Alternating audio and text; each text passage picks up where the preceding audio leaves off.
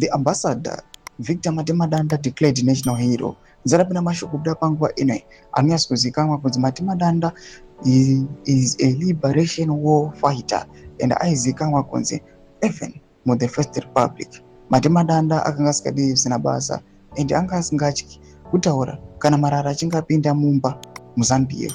Aitaura chokwadi kuti apa muri kurashika, things they are now off the rail, align the things accordingly. Zarapina mashoko anobuda nyogwa panguva ino tiona kuti Matemadanda has been conferred a national hero. Don't forget to subscribe or like out on the bell icon.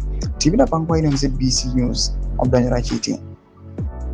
President Dr. Mnangagwa has conferred a national hero status on the late Zimbabwe envoy to Mozambique and Eswatini, Ambassador Victor Matemadanda, in recognition of his contribution in the liberation struggle and service to the nation. The announcement was made by ZANU-PF Secretary for External Affairs, Comrade Simbarashe Mnangagwa, who conveyed the decision to the Matemadanda family this Monday.